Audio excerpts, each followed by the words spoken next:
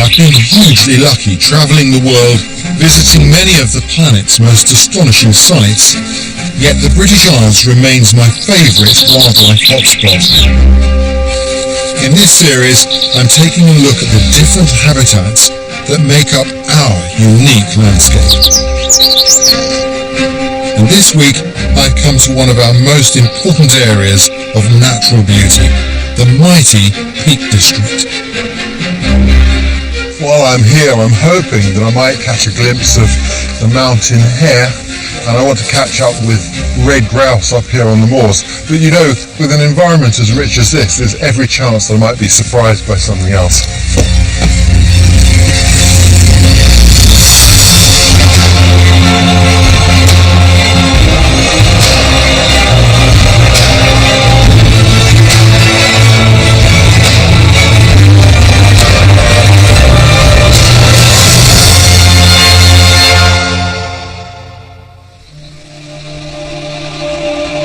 I'm in the Peak District, one of the most spectacular and best-loved wild places in the British Isles.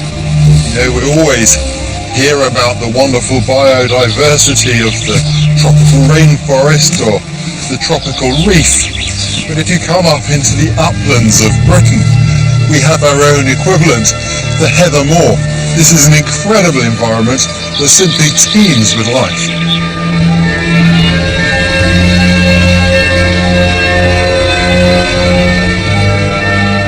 The Peak District stretches for over 550 square miles, straddling 6 counties at the southern end of the Pennines. It's divided into 2 parts. In the south is the White Peak, a vast plateau of limestone covered in rolling farmland decorated with dry stone walls. To the north, west and east is the Dark Peak. Here, with its gritstone edges and peaty moors, there's a wilder, more remote feel, and it's the perfect place for me to explore these spectacular heather moors. It's so easy to walk across areas like this and just see the heather, not realise that there's a whole ecosystem here that's quite unique and very well adapted to this environment. There's a lot going on. Lots of lofts and things flying across the top of the heather. And when you start to look, it's amazing how much you see moving around here. There's a curlew in the distance calling.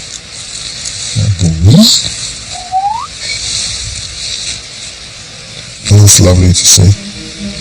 And their camouflage is amazing. The great thing about being in a car is it is the most incredible hide. The wildlife doesn't perceive me as a threat in the vehicle. For me this is a real joy because I spend nearly all my time in woodland, so to be able to come out onto the moors like this and have such a wonderful view is quite special. Two lambs suckling on a ewe there, their tails wagging, they're really happy. By late summer, these hillsides will be cloaked in swathes of vibrant purple. Heather is actually rarer than rainforest, and 75% of the world's supply is found here in Britain. This precious habitat is a vital breeding ground for a wonderful variety of birdlife. 2 golden plovers there in their breeding plumage. Beautiful.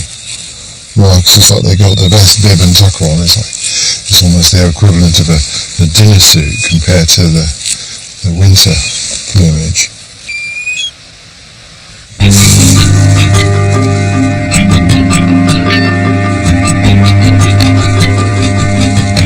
One species in particular is almost entirely dependent on the heather for its survival, the plump and rather indignant red grouse. Now that I've stopped, they're all popping up to have a little look. They can't resist having a look to see what I am. There's a male there. What are you? Their heads come up like periscopes above the heather. It's fantastic to watch. I love the colour of that rusty brown colouring is really something. The male bird with a very distinctive bright orange flash above his eye. The hen bird has a very more delicate version just above hers, and there are chicks. They've been around for a couple of weeks, I would think. They're inquisitive and exploring the world, but still not straying too far from mum. There's the threat of predation here from foxes and from birds of prey. It's just lovely to see that how the heather is their home, it's their food source, it's their nursery. I mean, it's a wonderful thing to observe, and of course a grouse moor like this is absolutely full of life. It's its own ecosystem.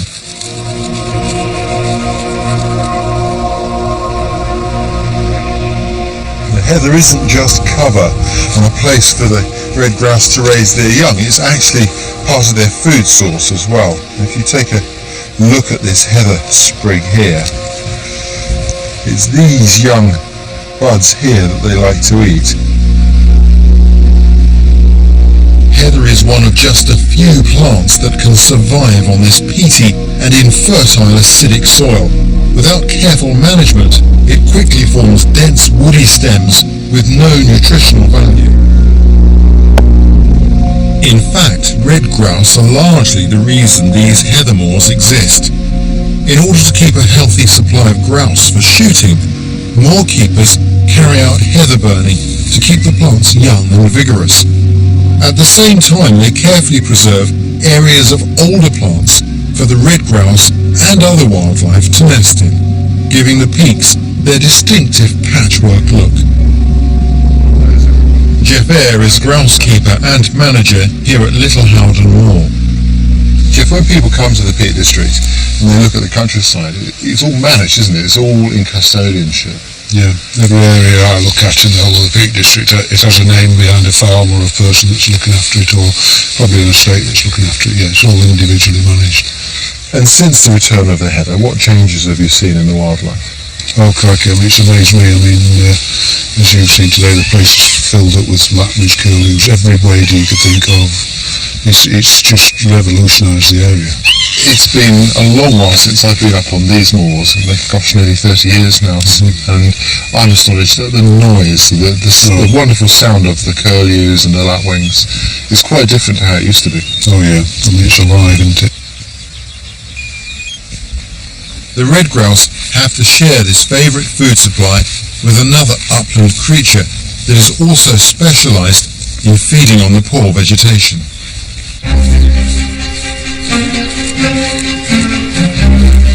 Now there's a mountain hare. You've got that white stripe on the back of the ear and the white tail.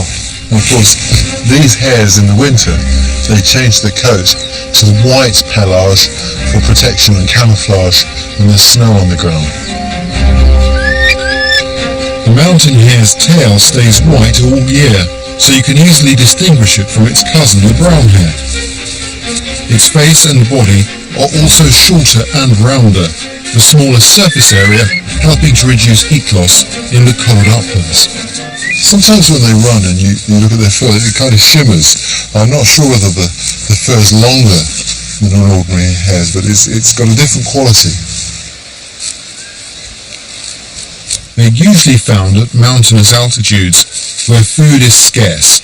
Like all hares and rabbits, they eat their own droppings. By eating everything twice, they can extract every ounce of nutrition.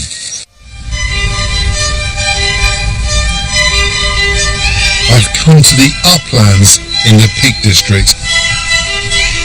It's easy to fall in love with the raw beauty of this vast landscape.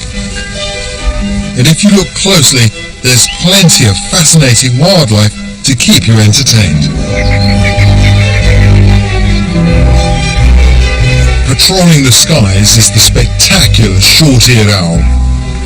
This skilled predator is one of the few owl species that is active during the day, but you can often see it swooping low or hovering over the dense heather in its hunt for field voles. RSPB Species Protection Officer Tim Melling has offered to take me to a spot where we can get a good view of these wonderful birds. There he is. Yep, there it goes. Tim, these so-called short ears, they're not ears at all, are they? No, they're just tufts of feathers that they use for display when they're agitated or they're being aggressive towards another shorted owl. They raise them up and you can actually see them like little ear tufts, but they're not ear tufts at all. No, their real ears are actually on either side of the head. They're asymmetrical. They've got one much higher than the other. Is that for judging distance? Yes, it does. It really facilitates the distance in noise when they listen to the rustles or the squeak of a ball.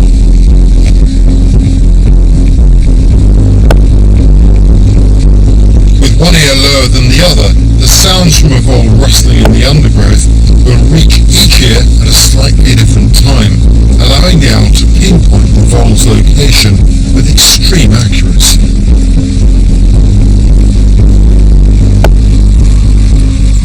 He's coming in low now over there. Now that is sort of hunting height. So he's just landed, hasn't he? Yeah, he went down on something. I could see that it thrust his head forward and the talons came out. I can see the vole very clearly. He's picked it up.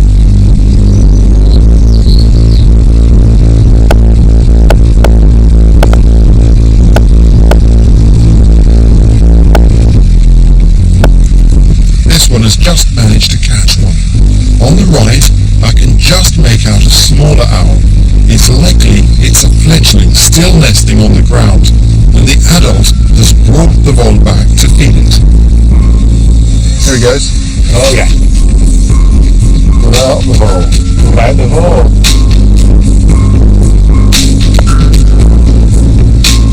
It's mainly voles they eat, isn't it? The studies that have been done in Britain show that it's about 87% short-tailed field voles that they eat, about 5% mice, about 5% shrews, which surprises me because there's practically nothing eats shrews because they're so distasteful.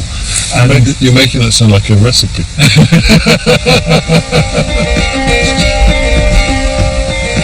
Very stiff-winged frame. Yeah. Oh, I did that. Did you see? He did the other one then. The wing clap. Yeah. He clapped his wings really fast and then just dropped like a stone. He did it 2 or 3 times there.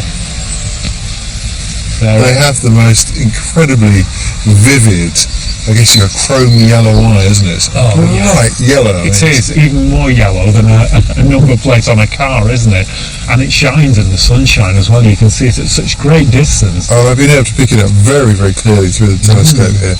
And they're 500 metres away. I mean, it's astonishing. When you don't want to draw attention to the nest with that superb plumage, those yellow eyes stand out like a beacon. So what she does is she always closes her eyes, not completely, just squints, yes, so you can't see the yellow at all, just the pupil there. They've got this very, it's hard to describe, imperious look. They remind me a little bit of pictures of Napoleon. They've got that puffed up chest. When they look around, I'm in charge. They certainly are in charge on this war.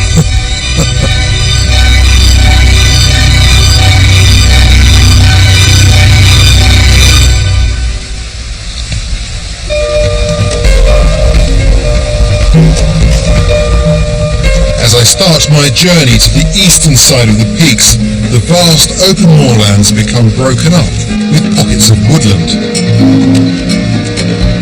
These tend to grow towards the foot of the sloping dales, where the soil is more moist and fertile, creating the ideal conditions for fungi and flora to thrive.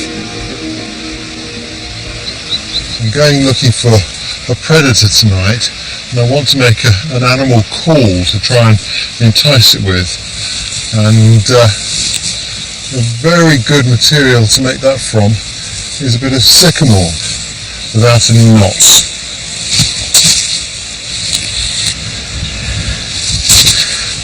I only need a very small core. And now I'm going to try and loosen the bark off.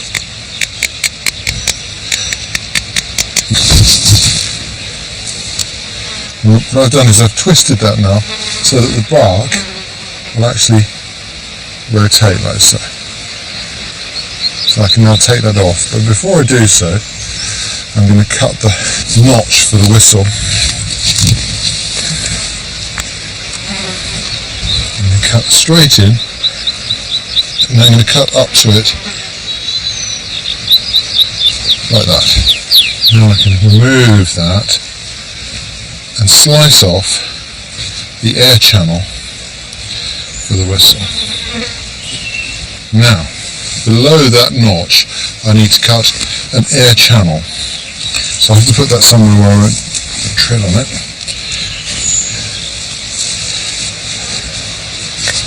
Like that. And now, in nice little slices, I start to make an air channel below there.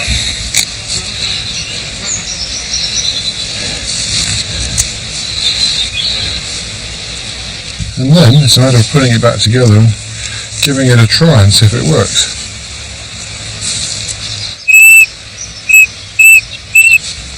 And that's already a very high pitched sound is what I'm after.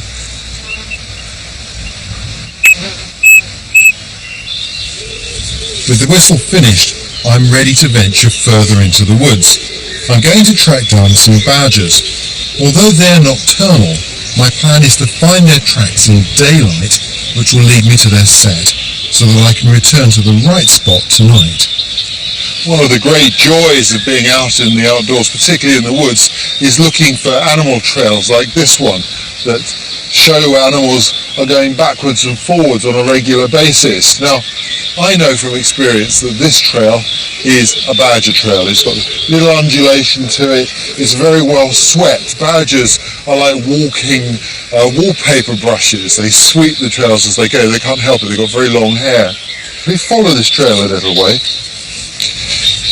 There are no obvious tracks on it at the moment. But you can see here, it's going under this branch. That tells you that the animal that's using this has to be lower at the shoulder and head than this branch is. So clearly this isn't a deer trail. Now, one thing that is a dead giveaway for the presence of badgers in woodland are elderberry trees like that.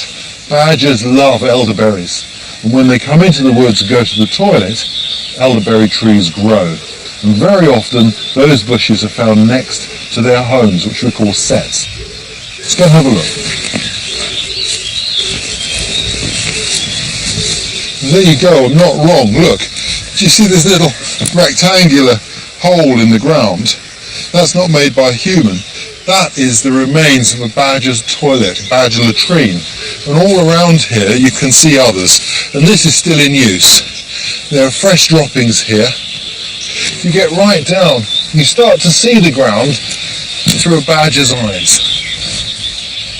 Every animal that moves along like this is looking ahead, trying to find an easy path through the woods. But to see it from a badger's perspective really helps you to get into the mind of the animal you're following. You can see where it's leading now. Do you see this massive earthworking? Again, you may be misled to think that that was caused by people. That's the work of badgers, and this is an established badger set. And you can see there the trail, actually, the smooth trail going up around it, and again, more elderberry bushes.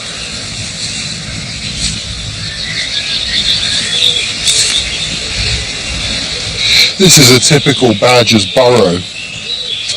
You see the entrance there, but there's like a little turn as it comes in. Badgers like to come out and turn through a little angle. So you don't get a hole that goes straight in, which is like a fox. With a badger, you get this little tunnel that goes in at an angle. Badgers have got 5 toes in both their front and their rear feet, and they have claws that show clearly in their tracks. The longest claws are on their front feet, because of course they're amazing diggers, not only for digging their burrows, but for digging up roots to eat and breaking bark off to find insects underneath. You can see here how they've been digging and how much rock they've dug out. They have incredibly powerful shoulders. I've seen places where they've dug straight into a bank full of flints with absolute impunity. They're just incredible. Some fresh tracks here. Here's the main pad. There'll be a little heel pad, but very often it doesn't show. And then you have 1, 2, 3, 4, 5 toes. And the claw marks for this foot are forwards here. There. Very, very delicate marks. And that would say that that's a front foot with a long claws for digging.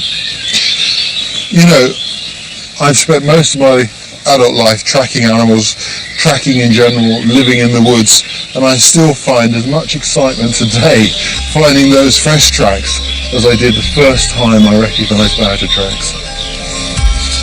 Finding a set as active as this is finding a place that you can come back and watch them. And the secret there is to sweep the brush on the trail so there are no dead twigs to step on when you come back at dusk. Find a place where you can sit quietly, where the wind will not take your scent towards the set. And then come back maybe an hour before darkness and just sit very quietly. I've come to the eastern edge of the Peak District National Park. By day the area has a wild and raw beauty, but by night it takes on an almost haunting quality. This is the time that long-eared owls emerge to hunt, their long glides alternating with a few slow wing beats as they search for field voles across the open moorland. Unlike their distant cousin, the short-eared owl, these owls are rarely seen by day and also prefer to nest in areas of woodland.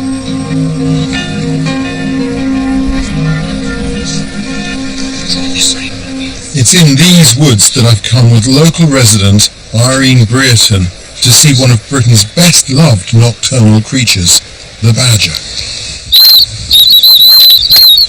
I'm hoping the whistle will fool them into thinking I'm an injured animal and come out to investigate. Irene's been watching this badger set for over 19 years and feels confident that we're in for a treat. You've seen a lot of comings and goings, bird fellows. Yes. I've seen four cubs, 2 ginger and 2 normal coloured. Beautiful. Yeah, it is. Such an inoffensive animal as well. You know, they just want to get on with their lives, really. They don't want to interact with people. There's one coming up now. And sure enough, we soon catch our first glimpse.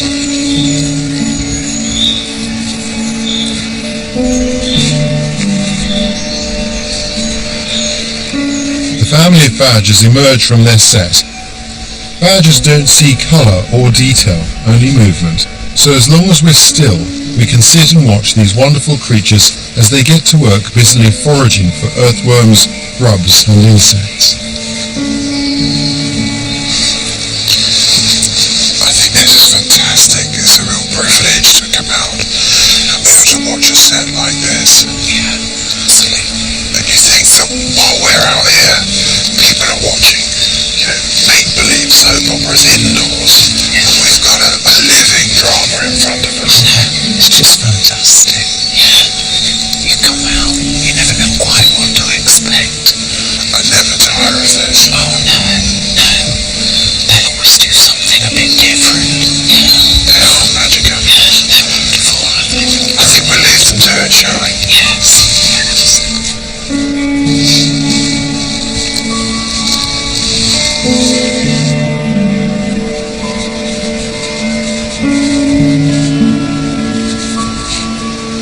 It's the perfect end to the day. But in the morning, there's plenty more to explore. I'm heading 25 miles north to Stanage Edge, a climbing hotspot at the edge of the dark peak. But who would think it was the middle of summer? Well, it's a bit misty up here, isn't it? Look at this. Makes driving conditions very, very treacherous. And of course, people walking in the Peak District have got to be good at navigation, because these are exactly the sort of conditions in which people become lost. And once they're lost, they can become exhausted and then hypothermia sets in. So if you're going to go wandering around in the high country here, you've really got to know what you're doing.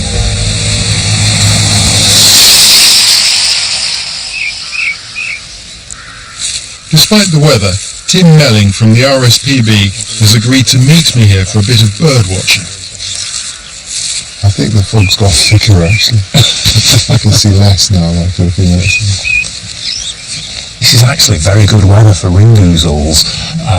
Ringoozles like wet weather for a couple of reasons.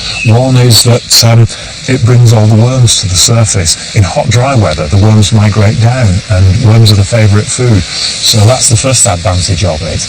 And the second one is actually from a climbing point of view, because if it's baking hot sunshine, the climbers are out here all the time, and the ringoozles can't actually find a place to settle down for a nest. But when it's raining and wet and miserable, the climbers don't like to climb in that, many of them don't, and that gives the chance for the birds to actually start a nest.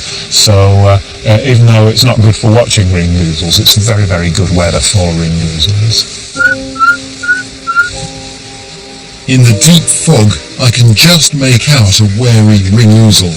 These birds are really the mountain equivalent of the common blackbird. It's almost identical to a blackbird, apart from the most obvious difference is the thing that gives it its name, the ringoozle. It's got a wonderful white crescent across the middle of its breast there, which is very, very conspicuous.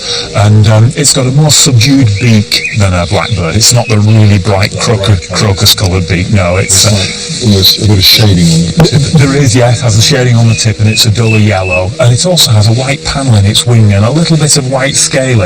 But ecologically it's completely different to blackbirds as well. Many of the British blackbirds are resident birds, but ringoozles are migrants. But they're not long distance migrants. They go to Morocco for the winter, where they feed almost exclusively on one species of juniper berries that has a large nutritious food, and they're very gregarious in winter as well. You get, like we get flocks of fieldfares in Morocco, they get flocks of ringoozles. That's nice. I think we just settle in and listen, shall we? Also, unlike the blackbird, breeding ringoozles shun areas of human habitation. Their fluty call is a feature of remote places like this. Very distinctive call, though. Yes.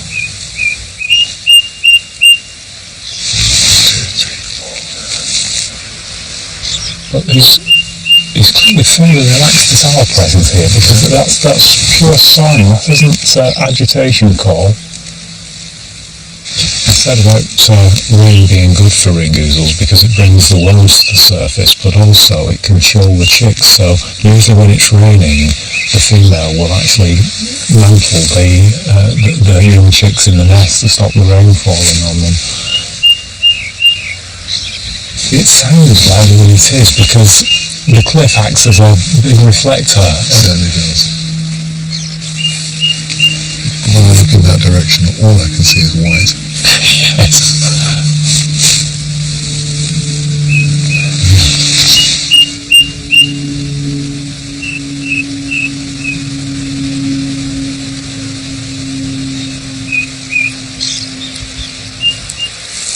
It's really lovely to see the ringoozles, and they like to come out into areas of grassland like this to look for earthworms, but they're a bird that can suffer when there's acid rain, because then the already acidic conditions become more acidic, and as that pH level drops, you lose the earthworms, which are an important source of food for them.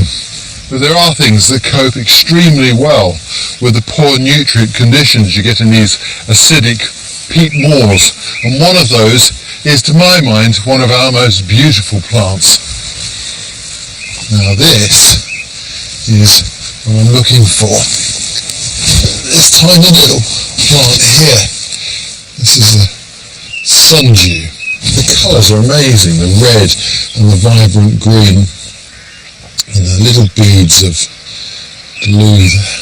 And you can see there, if I touch the ends of the hairy parts there, look, they've got this glue that's sticky. And these plants gain a lot of their nutrients by trapping insects. And by that means they can live here, because the soil is very, very poor in any other form of food. I've come to the White Peak in the Peak District National Park. This is one of Britain's favourite wild outdoor spaces, and I'm here to explore the creatures and plants that live in this beautiful landscape. I just love the diversity of British weather. This is June. You just always have to be prepared, don't you?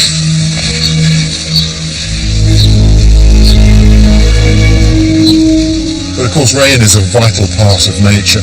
This is the lifeblood of all the plants and the wildlife around us. We can't live without it. And here in this disused quarry, it's already playing a vital role. You can see down the bottom there's a pond. I find it fascinating, the speed with which nature will reclaim land that's been damaged and regenerate it. It's quite inspiring, really. And I'm sure that in that pond there's going to be all sorts of wildlife.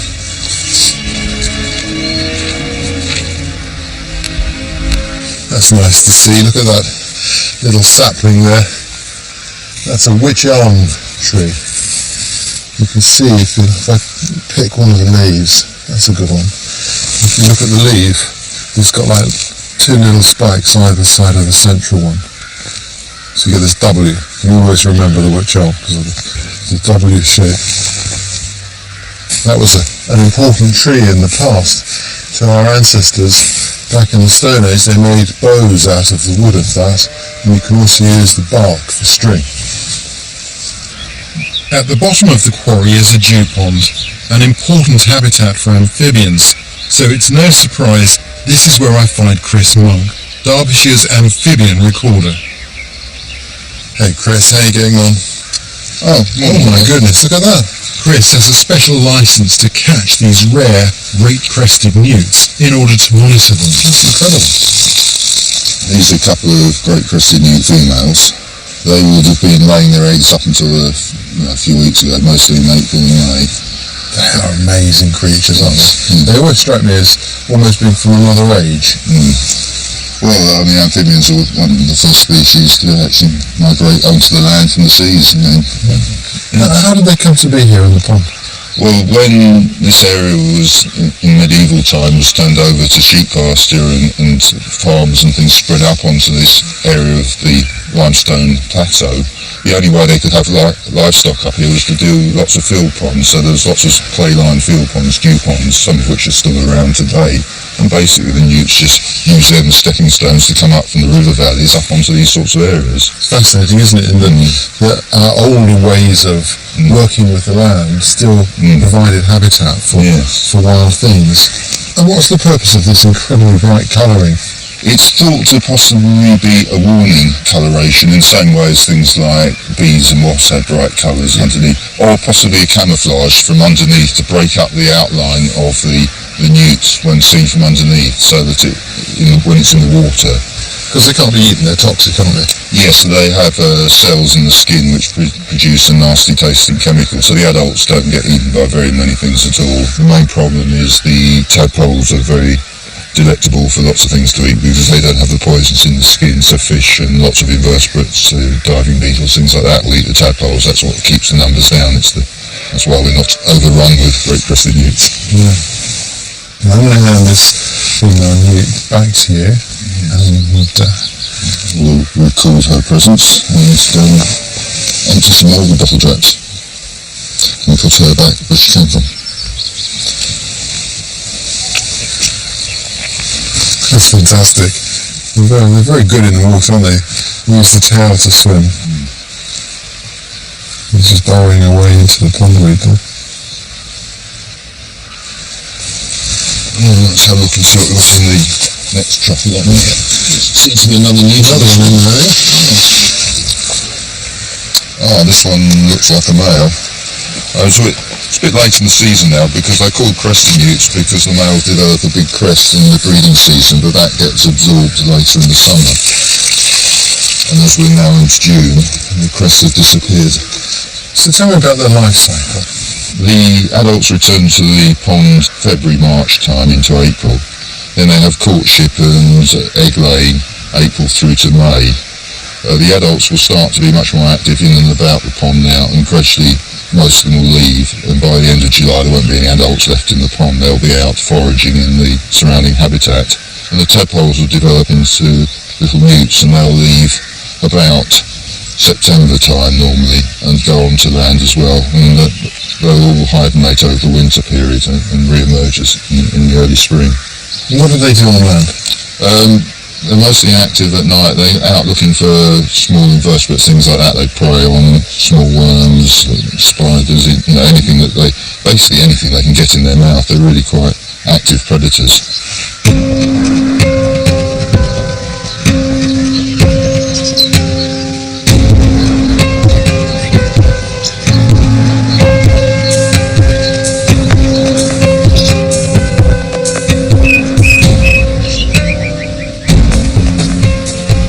As the fog starts to lift, the ring ouzel finally makes an appearance, perching on a rock which it's using as a singing post.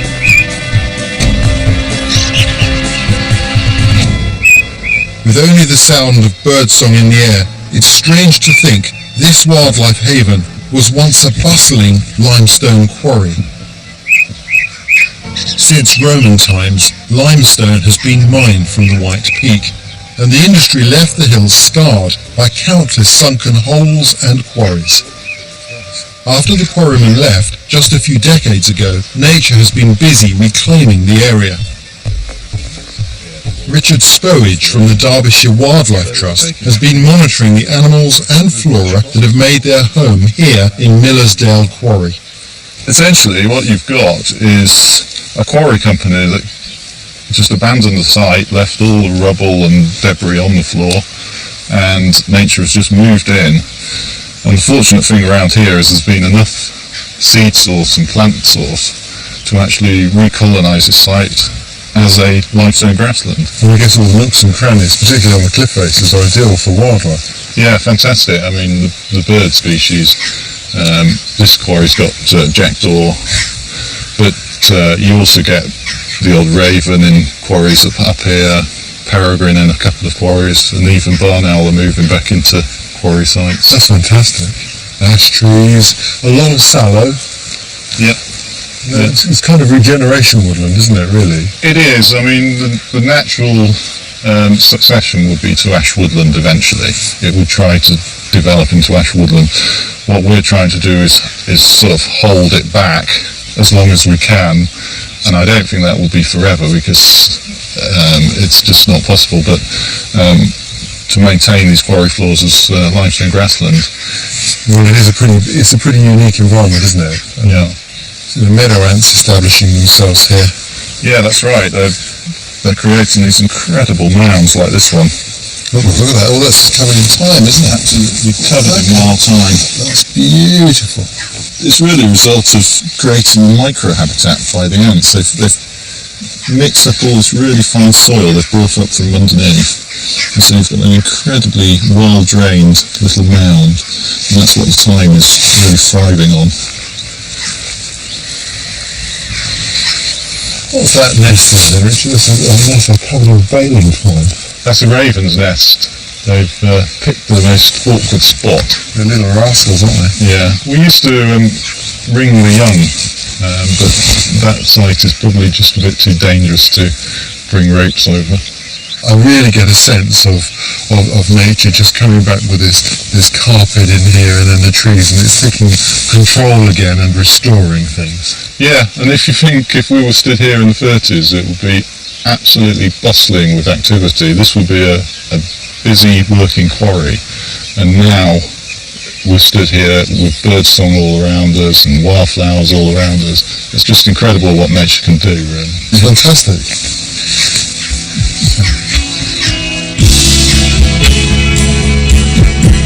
The wildlife here owes much to the underlying geology. The limestone that forms the peaks acts as a natural filter for rainwater. This lifeblood that once carved out the hills and dales now trickles through the ancient rocks to create exceptionally pure rivers and streams that provide an important habitat for a wealth of insects, birds and water vole. Look at that. Brown trout in a crystal clear English stream. That's poetry in motion. It's impossible to come to limestone country and not visit a river. It's one of our most cherished landscapes. Now, of course, the trout are interesting, but like so many predators, they depend on a lot of much smaller prey, and that's what I'm interested in. I want to find out about caddisfly. And to do that, I've got to meet a man down the river here who's a real expert. More than that, he used to fly fish for England, so he ought to know a thing or two about these insects. The clear waters of the River Lathkill provide the ideal home for the caddisfly larvae, which feed on the debris in the river. Hello, Stuart. I thought I'd find you turning stones over down here. Well, there's always a few caddisflies to be found in this area. So it's, What have you found? all types, actually. Thankfully, this river's got a massive array of different species of caddisfly. Basically, you've got two major groups. You've got the ones that live in cases, so perfect camouflage. Yes, this is actually one of the caseless types. This particular one, you might like this one because this is actually the tiger of the caddisflies. This is a true hunter, and you can see actually he's trying to bite my finger. I'm just pleased I'm not a blackfly larva. Yeah. As adults, caddisfly resemble small drab moths. As larvae, they spin silk, much like spiders, which they use to stick bits of debris around themselves, forming a protective cocoon which doubles up as camouflage. And this one's made it out of bits of sand or gravel from the bottom of the river. That's exactly right. So that one obviously lives amongst the sand and gravel on the bottom. So after 1 year, they will actually mature. They've then got to change into a chrysalis before they actually emerge. But that gives them a lot of problems. A chrysalis it can't defend itself. So it has to find a way to actually protect its body while it's actually developing to the full adult.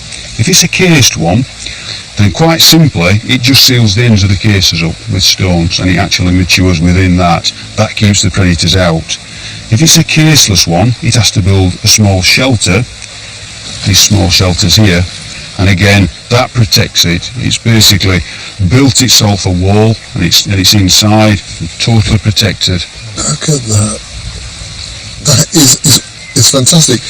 They've got the stonemasonry skills of the Incas, haven't they, really? I mean, that's something else. What amazes me is that nobody's really seen how he puts the last stone in. If you can imagine, how does he get the last stone actually in place? Where does he get it from?